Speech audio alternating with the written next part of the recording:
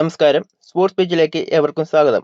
ലോകത്തിലെ ഏറ്റവും ശക്തമായ വൈറ്റ് ബോൾ ടീമുകളിലൊന്ന് എന്ന തങ്ങളുടെ അപ്രമാദിത്യം ആവർത്തിച്ച് ഉറപ്പിക്കുമെന്ന വലിയ പ്രതീക്ഷകളോടെയാണ് Indian cricket team 2026 Ireland, England പര്യടനങ്ങൾക്കായി വിമാനം കയറിയത്. എന്നാൽ ഇന്ത്യൻ ക്രിക്കറ്റിന്റെ സമീപകാല ചരിത്രത്തിലെ തന്നെ ഏറ്റവും നിരാശാജനകവും നാണംകെട്ടതുമായ ഒരു വിദേശ പര്യടനമായി അത് മാറി എന്നതാണ് യാഥാർത്ഥ്യം. നിലവിലെ ട്വന്റി ലോകകപ്പ് ചാമ്പ്യന്മാരായ ഇന്ത്യയെ ദുർബലരെന്ന് കരുതിയ അയർലൻഡ് 2-0 എന്ന പരമ്പരയെ പരാജയപ്പെടുത്തിക്കൊണ്ടാണ് ആദ്യം ഞെട്ടിച്ചത്. എന്നാൽ ആ കനത്ത ആഘാതത്തിൽ നിന്നും പാഠം ഉൾക്കൊള്ളാൻ ഇന്ത്യൻ ടീം തയ്യാറായില്ല. തൊട്ടു പിന്നാലെ ഇംഗ്ലണ്ടിനെതിരെയുള്ള 5 മത്സരങ്ങളുടെ ട്വന്റി പരമ്പരയിൽ 4-0 എന്ന കടുത്ത തോൽവിയും ഇന്ത്യക്ക് ഏറ്റുവാങ്ങേണ്ടി വന്നു. ഈ തുടർച്ചയായ പരാജയങ്ങൾ ഇന്ത്യയുടെ ട്വന്റി ഘടനയിൽ പല വലിയ ബലഹീനതകളെയും ക്രിക്കറ്റ് ലോകത്തിനു മുമ്പിൽ പൂർണ്ണമായി തുറന്നുകാട്ടിയിരിക്കുകയാണ്. ടീമിന്റെ തന്ത്രങ്ങൾ, കളിക്കാരുടെ തിരഞ്ഞെടുപ്പ്, വിദേശ സാഹചര്യങ്ങളുമായി പൊരുത്തപ്പെടാനുള്ള കഴിവ്, എല്ലാറ്റിനുമുപരി നേതൃത്വപാഠം എന്നിവയെക്കുറിച്ച് ഇപ്പോൾ അതീവ ഗുരുതരമായ ചോദ്യങ്ങളാണ് ഉയർന്നുകൊണ്ടിരിക്കുന്നത്. ഈ പരാജയങ്ങൾ കേവലം ചില മത്സരങ്ങളിലെ മോശം പ്രകടനം കൊണ്ട് മാത്രം പെട്ടെന്നുണ്ടായതല്ല. പകരം ഇന്ത്യൻ ടീമിനുള്ളിൽ കഴിഞ്ഞ കുറച്ചുകാലമായി പതുക്കെ രൂപപ്പെട്ടുവന്ന ആഴത്തിലുള്ള ഘടനാപരമായ ചില പ്രശ്നങ്ങളെയാണ് ഈ തോൽവികൾ കൃത്യമായി പ്രതിഫലിപ്പിക്കുന്നത്. ഇരു പരമ്പരകളിലും വിദേശ സാഹചര്യങ്ങളുമായി പൊരുത്തപ്പെടാൻ ഇന്ത്യ കടുത്ത രീതിയിൽ ബുദ്ധിമുട്ടി. മത്സരങ്ങളിലെ നിർണായക നിമിഷങ്ങളിൽ പതറുകയും കൃത്യമായ പ്ലാനിങ്ങോടെയും അച്ചടക്കത്തോടെയും കളിച്ച എതിരാളികൾക്ക് മുന്നിൽ ആത്മവിശ്വാസമില്ലാതെ ഇന്ത്യൻ താരങ്ങൾ കീഴടങ്ങുമായിരുന്നു. ഇന്ത്യയുടെ ഈ മോശം പര്യടനത്തിന് പിന്നാലെ ഏറ്റവും പ്രധാനപ്പെട്ട കാരണം തുടർച്ചയായ ബാറ്റിംഗ് തകർച്ചയായിരുന്നു. ആധുനിക ഇന്ത്യൻ ട്വന്റി ക്രിക്കറ്റ് ആദ്യ പന്ത് മുതൽ ആക്രമിച്ചു കളിക്കുന്ന ഒരു അൾട്രാ അഗ്രസീവ് ശൈലിയാണ് ഇപ്പോൾ സ്വീകരിച്ചിരിക്കുന്നത്. ഈ ഫിലോസഫി മുമ്പ് ഫ്ലാറ്റ് പിച്ചുകളിൽ ഇന്ത്യക്ക് മികച്ച വിജയങ്ങൾ സമ്മാനിച്ചിട്ടുണ്ടെങ്കിലും ഇംഗ്ലണ്ടിലെയും അയർലൻഡിലെയും പോലെ പന്തിന് നല്ല രീതിയിൽ മൂവ്മെന്റും അധിക ബൗൺസും ലഭിച്ച വിദേശ പിച്ചുകളിൽ ഇത് തികച്ചും വിനാശകരമായി മാറി. ആദ്യ ഓവറുകളിൽ അല്ലെങ്കിൽ പവർ പ്ലേയിൽ തന്നെ മുൻനിര വിക്കറ്റുകൾ തുടർച്ചയായി നഷ്ടമായത് രാജ്യാന്തര തലത്തിൽ വലിയ പരിചയസമ്പത്ത് കുറച്ച ഇന്ത്യയുടെ മധ്യനിരയെ കടുത്ത സമ്മർദ്ദത്തിലാഴ്ത്തി. തുടക്കത്തിലെ തകർച്ചയ്ക്ക് ശേഷം ഇന്നിംഗ്സ് പടുത്തുയർത്തുന്നതിനു പകരം ബാറ്റ്സ്മാൻമാർ വീണ്ടും പഴയതുപോലെ ആക്രമിച്ച് കളിക്കാൻ ശ്രമിച്ചത് വിക്കറ്റുകൾ കൂട്ടത്തോടെ പൊഴിയുന്ന തുടർച്ചയായ തകർച്ചകൾക്ക് കാരണമായി. അന്താരാഷ്ട്ര ക്രിക്കറ്റിലെ തന്നെ ഏറ്റവും ശക്തവും സമ്പന്നവുമായ ബാറ്റിംഗ് നിരയുണ്ടായിട്ടും ചെറിയ ലക്ഷ്യങ്ങൾ പോലും പിന്തുടർന്ന് ജയിക്കാൻ ഈ പര്യടനത്തിൽ ഇന്ത്യക്ക് കഴിഞ്ഞില്ല. പ്രത്യേകിച്ച് ഇംഗ്ലണ്ടിനെതിരായ രണ്ടാം ട്വന്റിയിൽ റൺ ചേസിൽ ഭൂരിഭാഗം സമയവും വ്യക്തമായ മേധാവിത്വം പുലർത്തിയിട്ടും അവസാന ഓവറുകളിൽ ഇന്ത്യ കേവലം ഒരു റണ്ണിന് ദയനീയമായി പരാജയപ്പെട്ടു. ഈ തോൽവിയെ ഒരു ഒറ്റപ്പെട്ട സംഭവമായി കാണുന്നതിനു പകരം അത് ടീമിന്റെ മൊത്തത്തിലുള്ള മാനസിക തകർച്ചയുടെ തുടക്കമായി മാറുകയായിരുന്നു. ഇന്ത്യയുടെ ബാറ്റിംഗ് ബലഹീനതകൾ കൃത്യമായി മനസ്സിലാക്കിയ ഇംഗ്ലണ്ട് പേസർമാർ അത് മത്സരങ്ങളിൽ വളരെ കൃത്യമായി ചൂഷണം ചെയ്തു. അവർ ഇന്ത്യൻ ബാറ്റ്സ്മാൻമാർക്ക് റൺസ് അടിക്കാൻ എളുപ്പമല്ലാത്ത കഠിനമായ ലെന്തുകളിൽ നിരന്തരം പന്തെറിയുകയും പിച്ചിൽ നിന്ന് അപ്രതീക്ഷിത ബൗൺസ് കണ്ടെത്തുകയും ചെയ്ത ഇന്ത്യൻ ബാറ്റ്സ്മാൻമാരെ നിരന്തരം ബുദ്ധിമുട്ടിച്ചു. തുടക്കത്തിൽ വിക്കറ്റുകൾ നഷ്ടപ്പെടുമ്പോഴെല്ലാം ഇന്ത്യൻ നിരയിൽ വലിയ പരിഭ്രാന്തിപ്പെടുന്ന കാഴ്ചയാണ് കണ്ടത്. ആർക്കും തന്നെ വലിയ കൂട്ടുകെട്ടുകൾ ഉണ്ടാക്കാൻ സാധിച്ചതുമില്ല. ക്രീസിൽ നിലയുറപ്പിക്കാൻ അവസരം ലഭിക്കും മുമ്പ് തന്നെ മധ്യനിര ബാറ്റ്സ്മാൻമാർ കടുത്ത സമ്മർദ്ദത്തിലാവുകയും വിക്കറ്റുകൾ എറിഞ്ഞെടുക്കുകയും ചെയ്തു. ഇംഗ്ലണ്ടിനെതിരായ മൂന്നാം ട്വന്റി മത്സരം ഈ പര്യടനത്തിലെ തന്നെ ഏറ്റവും മോശം നിമിഷങ്ങളൊന്നായിരുന്നു. ഒരു വെല്ലുവിളി നിറഞ്ഞ വലിയ ലക്ഷ്യം പിന്തുടർന്ന ഇന്ത്യ അവിടെ പൂർണ്ണമായി തകർന്നടിയുകയും ട്വന്റി അന്താരാഷ്ട്ര ക്രിക്കറ്റിലെ തങ്ങളുടെ ഏറ്റവും കുറഞ്ഞ സ്കോറുകളിലൊന്ന് രേഖപ്പെടുത്തി വലിയ നാണക്കേടോടെ തോൽവി ഏറ്റുവാങ്ങുകയും ചെയ്തു. മോശം ഷോട്ട് സെലക്ഷൻ, സാങ്കേതികമായ പിഴവുകൾ, ക്രീസിലെ ക്ഷമയില്ലായ്മ, സമ്മർദ്ദഘട്ടങ്ങൾ അതിജീവിക്കാനുള്ള കഴിവുകേട് എന്നിവയുമെല്ലാം പ്രതിഫലനമായിരുന്നു ഒരു ഇന്നിംഗ്സ്. ഇംഗ്ലണ്ടിലെ സാഹചര്യങ്ങൾ സ്വാഭാവികമായി ഫാസ്റ്റ് ബൗളർമാരെ പിന്തുണയ്ക്കുന്നതായിരുന്നു. എന്നാൽ അതിനനുസരിച്ച് തങ്ങളുടെ കളിയിൽ മാറ്റങ്ങൾ വരുത്താൻ ഇന്ത്യക്ക് കഴിഞ്ഞില്ല.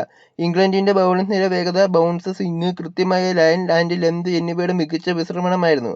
സാഹചര്യങ്ങൾ മാനിച്ച് തങ്ങളുടെ ആക്രമണ ശൈലി മാറ്റുന്നതിനു പകരം ഇന്ത്യൻ ബാറ്റ്സ്മാൻമാർ തുടക്കം മുതൽ ഉയർന്ന അപകട സാധ്യതയുള്ള ഷോട്ടുകളാണ് ശ്രമിച്ചത്.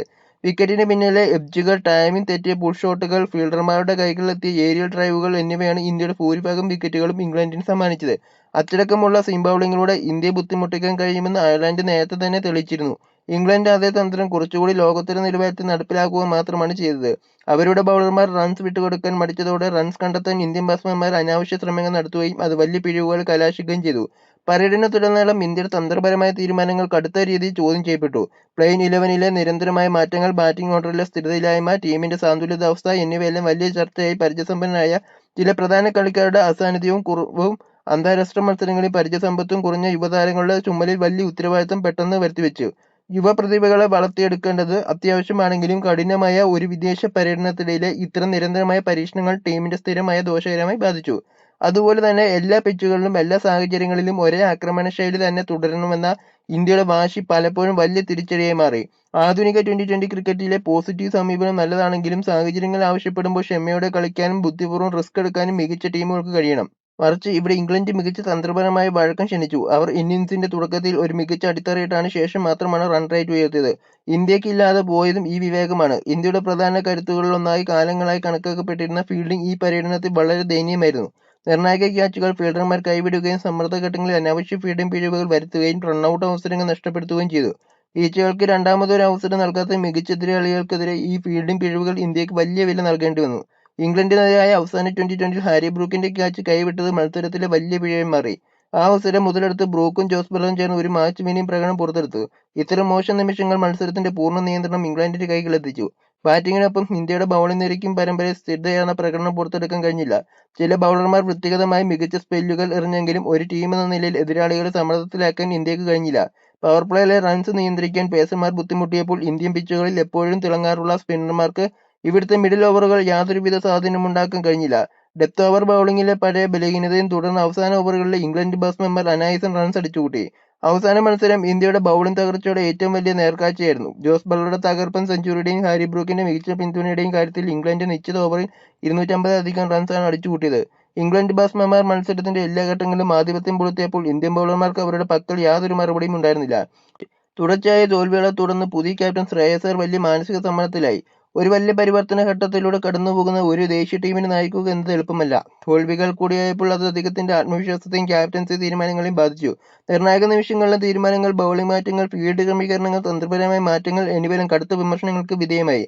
എന്നിരുന്നാലും പരാജയങ്ങളുടെ പൂർണ്ണ ഉത്തരവാദിത്വം നേതൃത്വത്തിൽ മാത്രം ചുമത്തുന്നത് ശരിയല്ല. ക്രിക്കറ്റ് ഒരു ടീം ഗെയിമാണ്. അന്താരാഷ്ട്ര തലത്തിൽ തങ്ങളിൽ നിന്നും പ്രതീക്ഷിക്കുന്ന പ്രകടനം പുറത്തെടുക്കാൻ പല സീനിയർ കളിക്കാർക്കും ഈ പര്യടനത്തിൽ കഴിഞ്ഞില്ല. ഈ കനത്ത പരാജയത്തിന്റെ ഉത്തരവാദിത്തം കളിക്കാർക്കും പരിശീലകർക്കും സെലക്ടർമാർക്കും സപ്പോർട്ട് സ്റ്റാഫിനും ഒരുപോലെയുണ്ട്. തുടർച്ചയായ തോൽവികൾ ഉണ്ടാക്കിയ മാനസികാഘാതവും ഇന്ത്യയുടെ ഈ തകർച്ചയ്ക്ക് വലിയ കാരണമായി. കായികരംഗത്ത് ആത്മവിശ്വാസം വളരെ പ്രധാനമാണ്. അയർലൻഡിനോട് അപ്രതീക്ഷിതമായി തോറ്റതോടെ ഇന്ത്യൻ ടീമിൽ ആശങ്ക പ്രകടമായിരുന്നു. ബാറ്റ്സ്മാൻമാർ ക്രീസിൽ മടുക്കുകയും ബൗളർമാർക്ക് തങ്ങളുടെ പദ്ധതികൾ കൃത്യമായി നടപ്പാക്കാൻ കഴിയാതെ വരികയും ഫീൽഡർമാർ അസാധാരണമായ പിഴവുകൾ വരുത്തുകയും ചെയ്തു. ഓരോ തോൽവിയും മാനസിക സമ്മർദ്ദം വർദ്ധിപ്പിച്ചു. ഇത് എതിരാളികൾക്ക് തുടക്കത്തിൽ മേധാവിത്വം നൽകാൻ കാരണമായി. ചരിത്രപരമായ ഈ പരമ്പര വിജയത്തിന് അയർലൻഡ് വലിയ അഭിനന്ദനം അർഹിക്കുന്നുണ്ട്. അവരുടെ അച്ചടക്കമുള്ള ബൗളിംഗും മികച്ച ക്യാപ്റ്റൻസിയും സമ്മർദ്ദഘട്ടങ്ങളിലെ ശാന്തതയും മികച്ച ഫീൽഡിംഗുമാണ് ഇന്ത്യയെപ്പോലെ ഒരു വമ്പൻ ടീമിനെ പരാജയപ്പെടുത്താൻ അവരെ സഹായിച്ചത്. അയർലൻഡ് ക്രിക്കറ്റ് ചരിത്രത്തിലെ തന്നെ ഏറ്റവും വലിയ നേട്ടങ്ങളൊന്നാണിത്. മറുഭാഗത്ത് ഇംഗ്ലണ്ട് കളിയുടെ എല്ലാ മേഖലകളിലും ഇന്ത്യയേക്കാൾ ഒരുപടി മുന്നിലായിരുന്നു. അവരുടെ ബാറ്റിംഗിൽ പവറും ഒപ്പം കൃത്യമായ ഉത്തരവാദിത്വവും ഉണ്ടായിരുന്നു.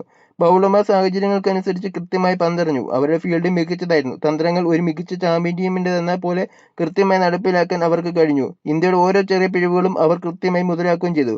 ഈ പര്യടനം ഇന്ത്യയുടെ T20 ക്രിക്കറ്റിന്റെ ഭാവിയെക്കുറിച്ചുള്ള വലിയ ചർച്ചകൾക്കാണ് ഇപ്പോൾ വഴിവെച്ചിരിക്കുന്നത്.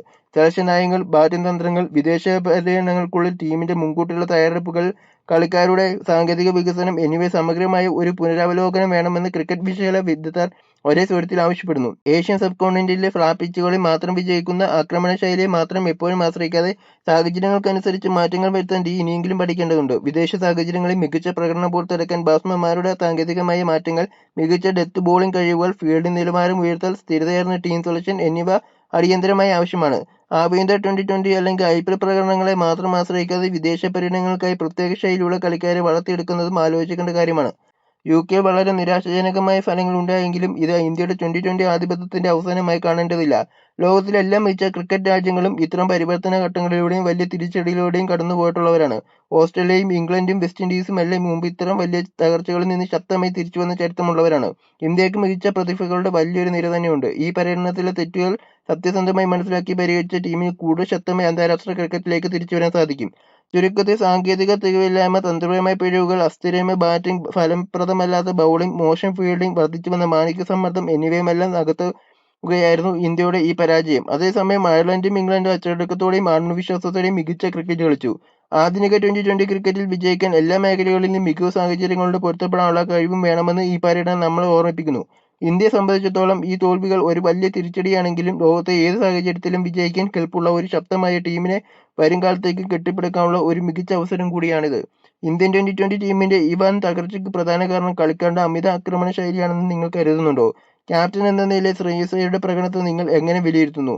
നിങ്ങളുടെ സ്വാഭാവികമായ അഭിപ്രായങ്ങളും നിർദ്ദേശങ്ങളും താഴെ കമന്റായി പങ്കുവെക്കാവുന്നതാണ്. കൂടുതൽ ക്രിക്കറ്റ് വാർത്തകൾക്കും ഇതുപോലുള്ള ആഴത്തിലുള്ള സ്പോർട്സ് വിശകലനങ്ങൾക്കുമായി ഞങ്ങളുടെ സ്പോർട്സ് ചാനൽ സബ്സ്ക്രൈബ് ചെയ്യുക. Thank you.